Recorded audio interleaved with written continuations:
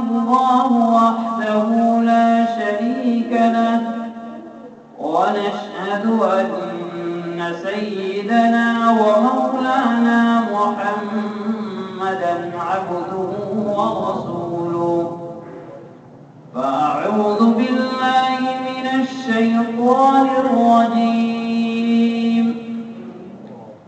فبما رحمة من الله لنت لهم ولو كنت فظا غليظ القلب لانفضوا من حولك فاعف عنهم واستغفر لهم وشاورهم في الأمر فإذا عزمت فتوكل على الله إن الله يحب المتوكلين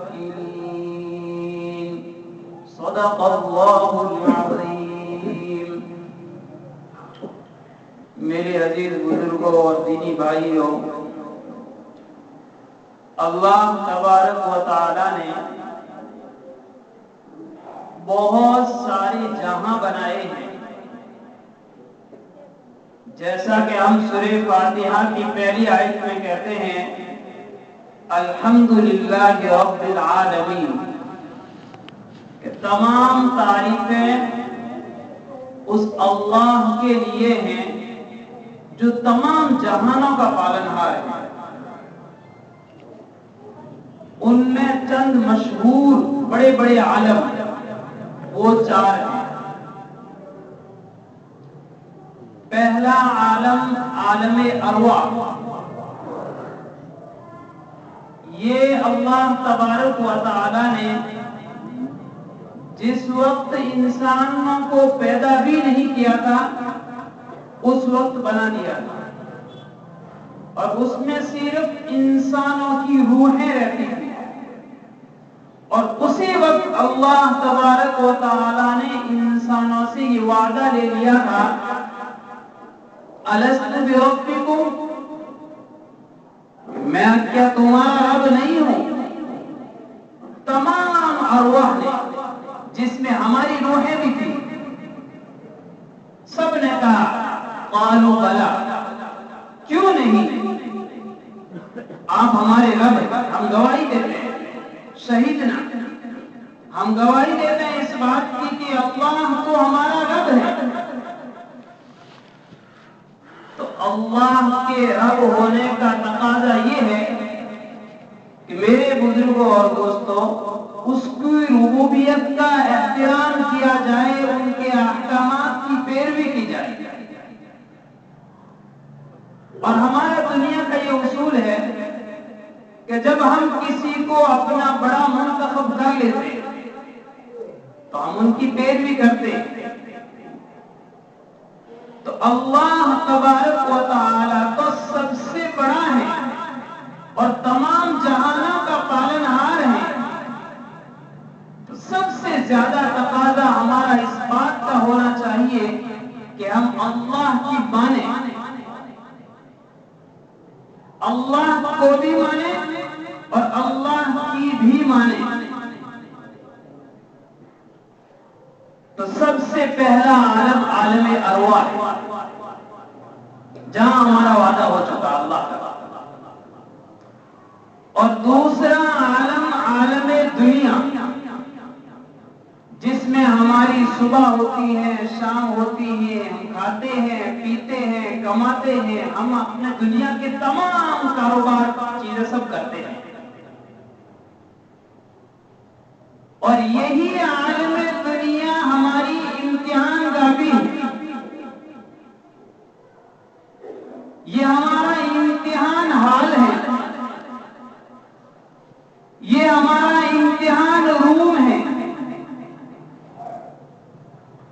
بزرگوں اور دوستوں، ایک اسکول کا یا مدرسے کا اسٹوڈنٹ یا طالب علم جس کا امتحان ہوتا ہے تو وہ اس پیپر کو حل کرنے کے لیے کتنی محنتیں کرتا ہے، رات بھر پڑھتا ہے کہ میں کہیں فیل نہ ہو جاؤں، اور وہ امتحان 3 گھنٹے کا، 4 گھنٹے کا، 5 کا ہوتا ہے، اور اب اگر اس میں وہ کامیاب بھی ہو جاتا ہے تو وہ ہمیشہ کی کامیابی نہیں ہے بزرگوں دوستوں، وقتی طور پر وہ کامیابی اس کو ملی ہے۔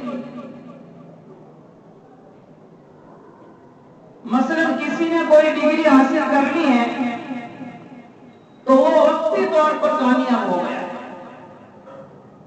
کیوں؟ اس لیے کہ اس سے آگے ایک عالم اور ہے جس کا نام ہے عالم برزخ۔ اصل امتحان تو وہ ہے۔ عالم برزخ میں کیا ہے؟ عالم برزخ کا پہلا مرحلہ سب سے پہلے قبر کا آتا ہے۔ وہاں بھی ہمیں اپنے امتحان کی تیاری کرنا ہے۔ اب اگر ایک اسکول کے طالب علم نے امتحان سے پہلے تیاری نہیں کی تو اس میں فیل ہو گیا، اور فیل بھی ہو گیا تو وقتی طور پر ہوا ہے۔ لیکن بزرگوں اور دوستوں، اگر ہم اس امتحان گاہ میں فیل ہو گئے اور عالم برزخ جو ہمارا امتحان گاہ ہے، وہاں امتحان دینے کی جگہ ہے، اور عالم دنیا امتحان کی تیاری کی جگہ ہے، تو بزرگوں اور دوستوں مسئلہ بڑا مشکل ہو جائے گا۔ ہم یہ سمجھتے ہیں، ہم نے بیانوں میں بھی سنا ہوگا، بزرگوں سے بھی سنا ہوگا کہ قبر میں تو صرف 3 تو سوال ہوتے ہیں، اور بہت آسان سوال ہوتے ہیں۔ تمہارا رب کون ہے؟ تمہارے نبی اکرم صلی اللہ علیہ وسلم کا نام کیا ہے؟ اور تمہارا مذہب کیا ہے؟ بڑے آسان سوال ہیں، ہم سمجھتے ہیں۔ نہیں بزرگوں اور دوستوں، یہ آسان نہیں ہے۔ اس کی مثال آپ یوں سمجھیے، ایک بہت بڑا اسٹیج لگا ہوا ہے، اور ہم چھوٹے سے بچے کو کہیں آپ کو وہاں 2 منٹ بولنا ہے تو وہاں جھجک محسوس کرے گا، وہ ڈرے گا، خوف کھائے گا، حالانکہ اس کو پوچھنے والے کوئی فرشتے نہیں ہیں، بس خود بخود اس کو بولنا ہے جو رٹا رٹایا ہے۔ پھر بھی بچہ نہیں بول سکتا، وہاں ڈرتا ہے، جھجکتا ہے۔ تو بزرگوں اور دوستوں، وہاں جو 3 سوال ہوں گے عالم برزخ میں، سب سے پہلا مرحلہ جو قبر کا ہے، وہاں پر تو فرشتے جس وقت پہلا سوال کریں گے، ان کی آواز ایسی آواز ہوگی جیسے گویا کے بادلوں کے گرجنے کی اور بجلی کے کڑکنے کی آواز ہوگی۔ جب ہمارے بارش کے موسم میں بجلی کڑکتی ہے، بادل گرجتے ہیں، ہم سب سہم جاتے ہیں، لیکن بزرگوں اور دوستوں، وہاں ان کی آواز ایسی ہوگی۔ کون ایسی آواز کے سامنے اتنا سا جواب دے سکے گا؟ تو اسی امتحان کی تیاری کی جگہ میں ہی ہم اگر تیاری کریں، تیاری کیا ہے؟ سب سے پہلا کام ہم یہ کریں کہ اپنے آپ کو بڑے بڑے گناہوں سے بچائیں۔ انسان گناہ کرتا ہے تو اس کا دل کالا ہو جاتا ہے، اور پھر چھوٹے گناہ کرتا ہے تو دل پر اس کا اثر بھی نہیں پڑتا ہے، اور وہ اس کو گناہ سمجھتا بھی نہیں۔ نہیں بزرگوں اور دوستوں، مومن کی پہچان، مومن کی صفت تو یہ ہے کہ اگر وہ اس گناہ کرے، بلکہ میں یہ کہتا ہوں کہ اس سے گناہ ہو جائے، کرنا الگ ہے اور ہونا الگ ہے۔ اگر گناہ ہو جائے تو اس کے دل میں کھٹکا پیدا ہوگا، اور نیک کام اگر وہ کرے تو خوشی محسوس کرے۔ اگر یہ ہمارے دل کی کیفیت ہے تو واقعی ہم مومن۔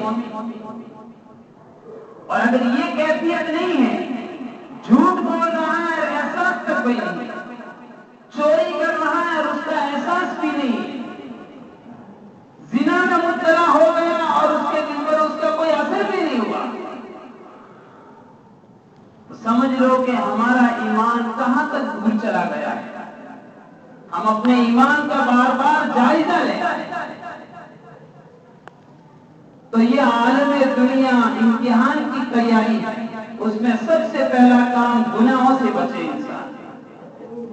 اور گناہوں سے بچے گا تو اصول ہے کہ جو آدمی کرنے کے کام کرتا ہے تو نہ کرنے کے کام خود بخود اس سے جدا ہو جاتے ہیں.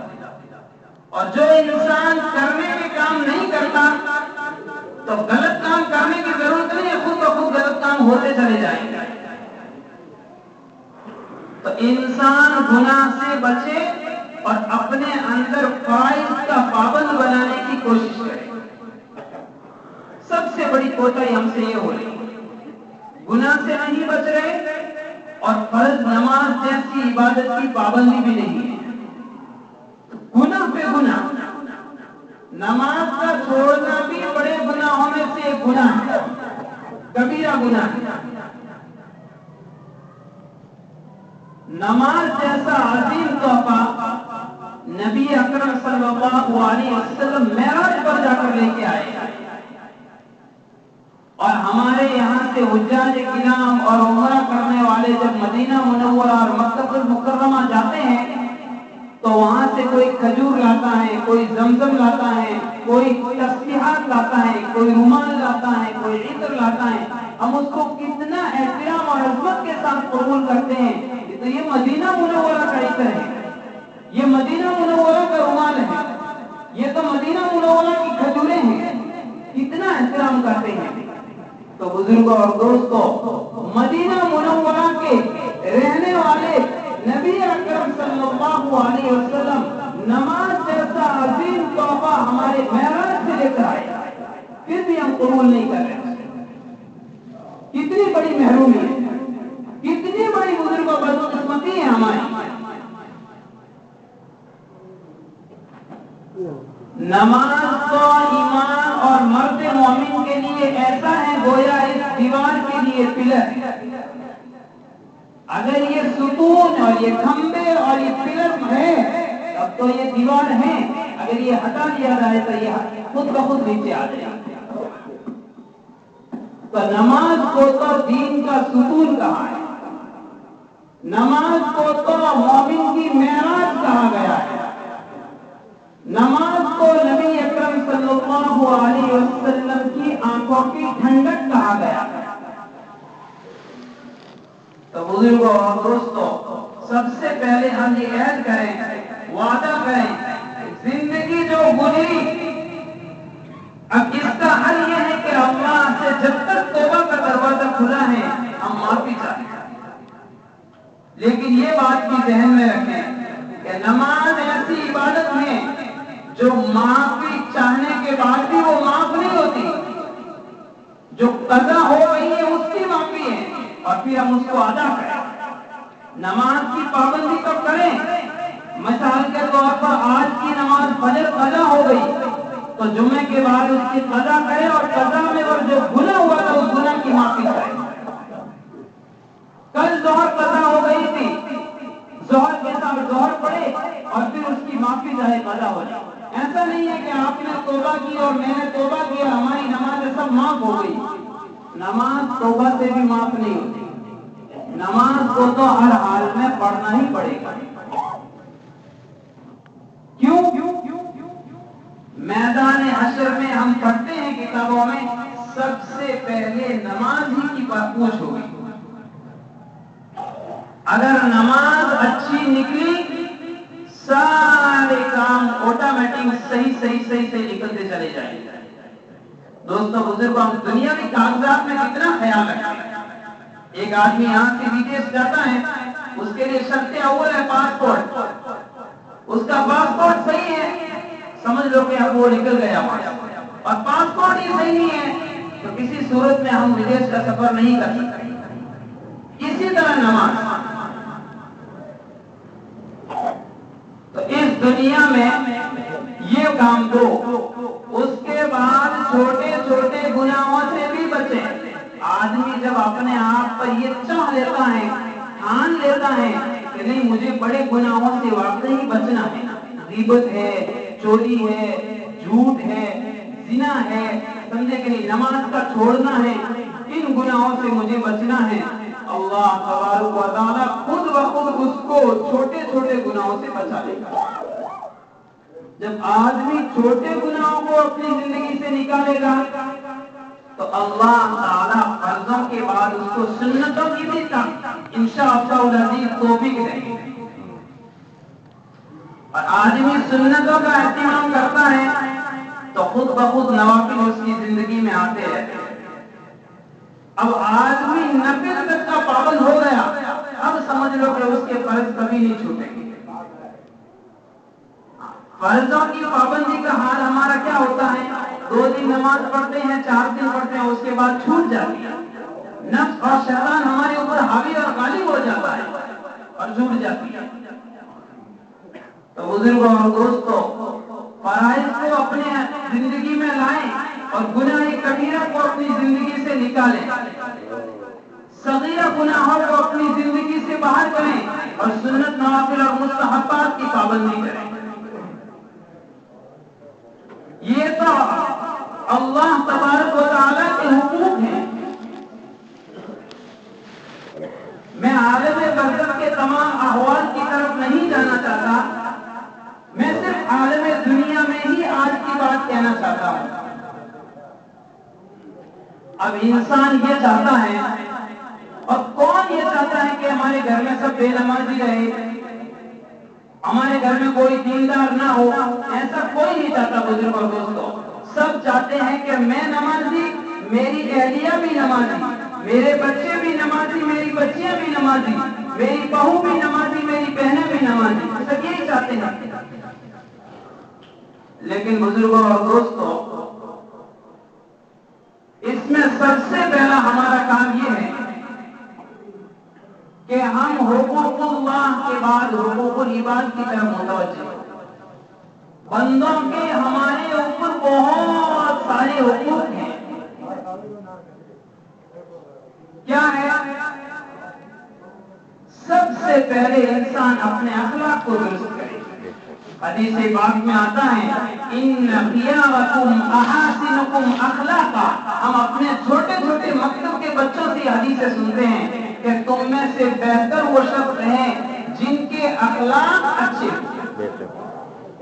اور نبی اکرم صلی اللہ علیہ وسلم نے فرمایا خیرکم خیرکم لأہلی وانا خیرکم لأہلی، کہ تم میں سے سب سے بہتر وہ شخص ہے، تم میں سے سب سے بہتر وہ انسان ہے جو اپنے گھر والوں کے لیے بہتر ہو، اور تم میں سب سے بہتر میں اپنے گھر والوں کے لیے بہتر ہوں۔ ہاں، یہ بیماری بزرگوں اور دوستوں، خاص طور سے ہمارے نوجوان بھائیوں سے یہ کہنا چاہتے ہیں کہ ہم اپنے گھر سے باہر تو بہت نرم مزاج رکھتے ہیں، دوستوں کے ساتھ ہنستے ہیں، محبت کی باتیں کرتے ہیں، محبت کی مجلسیں لگاتے ہیں، نرمی سے بات کرتے ہیں، لیکن جب ہمارے گھر میں گھستے ہیں فوراً غصے سے ہماری طبیعت بھری ہوئی ہے۔ بہن بول رہی ہے اس پر بھی غصہ، بھائی بول رہا ہے اس پر بھی غصہ، چھوٹے چھوٹے بچے ہیں ان پر بھی غصہ۔ تو کیا ہمارے نبی اکرم صلی اللہ علیہ وسلم نے ہمیں یہی تعلیم دی؟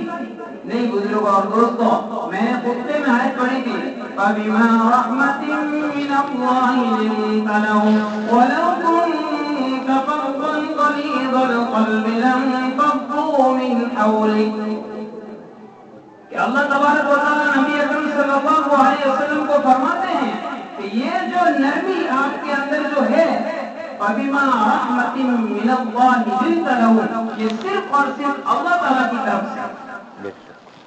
معلوم یہ ہوا کہ جس شخص کو نرمی کی صفت مل گئی، نرم مزاج ہونے کی صفت مل گئی، اس کو دنیا کی بہت بڑی خیر اور بھلائی مل گئی۔ نرمی سے محبتیں پیدا ہوتی ہیں اور نفرتیں ختم ہوتی ہیں، اور سختی سے اس کا الٹا ہوتا ہے۔ تو یہ نبی اکرم صلی اللہ علیہ وسلم کو کس وقت فرمایا تھا فَبِمَا رَحْمَةٍ مِّنَ اللَّهِ لِنتَ لَهُمْ؟ یہ اس وقت فرمایا تھا یہ اس وقت کی آیت نازل ہوئی تھی کہ جس وقت جنگ احد کے موقع پر نبی اکرم صلی اللہ علیہ وسلم نے چند تیر انداز صحابہ کو ایک چھوٹی سی پہاڑی پر کھڑا کیا تھا. 50 صحابہ کرام رضی اللہ تعالیٰ عنہ کو کھڑا کیا تھا کہ جب تک یہ جنگ پوری نہ ہو جائے جو احد پہاڑ کے اور اس چھوٹی پہاڑی کے بیچ میں جو ہو رہی ہے، جن کو اللہ تبارک و تعالیٰ نے حج اور عمرے کی توفیق دی ہے وہ جانتے ہیں، انہوں نے ان دونوں پہاڑیوں کو دیکھا ہے کہ ان دو پہاڑوں کے بیچ میں جب تک جنگ ختم نہ ہو جائے ان 50 تیر انداز صحابہ رضی اللہ تعالیٰ عنہ کو فرمایا کہ آپ یہاں سے جگہ نہیں چھوڑیں گے. لیکن جنگ ختم ہوئی اور یہ حال تھا کہ مسلمان اس جنگ کو جیت چکے تھے. تو صحابہ کرام رضی اللہ تعالیٰ عنہ جو 50 صحابہ کو وہاں کھڑا کیا تھا ان سے اجتہادی چوک ہو گئی تھی، اجتہادی غلطی ہو گئی تھی اور وہ اپنی جگہ چھوڑ کر میدان جنگ میں آ گئے تھے کہ اب تو مال غنیمت ہی تقسیم ہونے والا ہے، جنگ تو ختم ہو گئی. اتنے میں دشمنوں کا ایک قافلہ اور تھا جو ان کے پیچھے سے آ کر حملہ کیا اور جنگ کو فتح کے بجائے ہار کے میں بدل دیا. یعنی مسلمان اس میں 70 صحابہ کرام رضی اللہ تعالیٰ عنہ قتل کیے گئے. آپ صلی اللہ علیہ وسلم کے دندان مبارک شہید ہو گئے تھے. تو یہ حالت جنگ کی ہو گئی تھی. اس وقت یہ آیت فوراً ہوتی نبی اکرم صلی اللہ علیہ وسلم کو کہا کہ یہ جو آپ کے اندر نرمی اور محبت ہے، یعنی آپ نے صحابہ کو کھڑا کیا تھا اور اس کے باوجود بھی صحابہ اپنی سمجھ سے آ گئے تھے، اس کے باوجود بھی آپ نے ان پر کوئی غصہ نہیں کیا. شفقت سے، محبت سے، نرمی سے وہ معاملے کو نمٹایا. پھر اللہ تبارک و تعالیٰ فرماتے ہیں وَلَوْ كُنْتَ فَظًّا غَلِيظَ الْقَلْبِ لَانفَضُّوا مِنْ حَوْلِكَ کہ اگر آپ ان پر ترش ہو جاتے، ان صحابہ پر آپ جو 50 صحابہ جگہ چھوڑ کر آ گئے تھے ان پر آپ غصہ ہو جاتے، لَانفَضُّوا مِنْ حَوْلِكَ تو ممکن تھا کہ یہ کوئی آپ کے گرد نہیں آتا اور کوئی آپ کے پاس نہیں بیٹھتا. لیکن آپ نے نرمی کا معاملہ کیا. اس سے بزرگوں اور دوستوں ہمیں کیا سبق حاصل ہوتا ہے؟ ایک باپ ہے اپنے بیٹے کے ساتھ نرمی اور شفقت کا معاملہ. بیٹے سے غلطی ہو گئی ہے، چوک ہو گئی ہے، آپ کی نظر میں وہ غلطی ہے، غلطی ثابت بھی ہو گئی، لیکن اس زمانے میں بجائے نرمی کے ہم سختی کریں گے تو بچہ قریب آنے کا اور زیادہ دور جائے گا. اسی طرح ساس کو یہ حکم ہے اپنی بہو سے غلطی ہو جائے ان کے ساتھ نرمی اور شفقت کا معاملہ کرے. بھائی اپنے بھائی کے ساتھ نرمی اور شفقت کا معاملہ کرے. بہن اپنے ماں کے ساتھ شفقت کا معاملہ کرے. چچا اپنے بھتیجے کے ساتھ شفقت کا معاملہ کرے. ماموں اپنے بھانجے کے ساتھ شفقت اور محبت کا معاملہ کرے. یہ تعلیم ہے.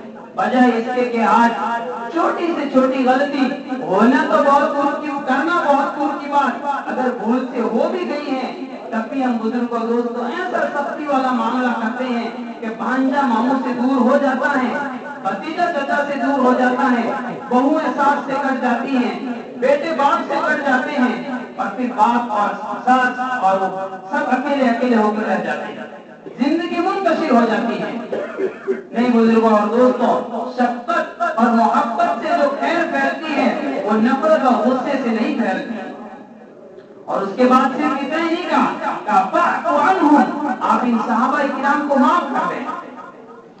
جو وہاں آ گئے تو ان کو آپ معاف فرما دیں. اس کے بعد فرمایا صرف معاف ہی نہ کریں، واستغفر لہم، ان کے لیے آپ استغفار بھی کریں، دعائیں بھی کریں. اور صرف استغفار ہی نہ کریں بلکہ آگے بڑھ کر کہا وشاورہم فی الامر، اور اپنے معاملات میں ان سے مشورہ بھی لیجیے. آج ہمارے بزرگوں اور دوستوں گھروں میں کیا حال ہوتا ہے؟ اگر تھوڑی سی بات میں آپسی اختلاف ہو جائے نہ ہم اولاً ان کو معاف کرنے کی سخت اور طاقت رکھتے ہیں. معاف کر دیا، ان کے لیے دعا کرنا تو بہت دور کی بات، اگر دعا بھی کر دی تو ان سے مشورے بالکل نہیں.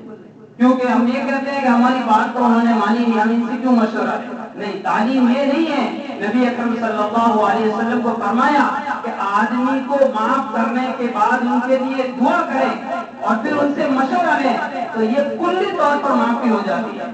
یعنی گویا دل سے معاف کرنا جس کو کہتے ہیں وہ ہو جاتا ہے. کیوں؟ کہ جب اپنے معاملات میں جن سے ہمارا اختلاف ہوا تھا اگر ہم مشورہ لے رہے ہیں تو سمجھ لو کہ اب وہ ہم سے دل سے راضی ہیں۔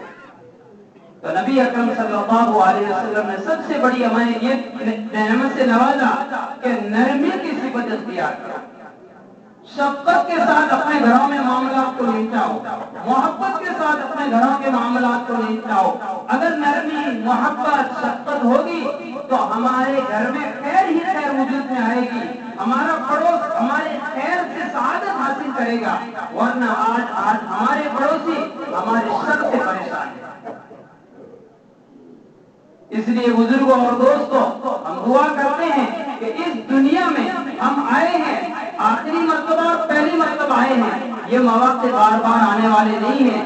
کوئی ایسا نہیں ہے کہ جو ایک مرتبہ زندگی چھوڑ کر گیا اور واپس آیا ہو، جو گیا وہ گیا، واپس کوئی آنے والا نہیں ہے۔ اور اس زندگی میں بار بار ایسے موقع نہیں آنے والے کہ پڑوسی کے ساتھ شفقت ہم دوسری زندگی میں کہیں اور کریں گے، بیٹوں کے ساتھ شفقت کہیں اور کریں گے، یا بیٹا باپ کا عادت کہیں اور جگہ کرے گا۔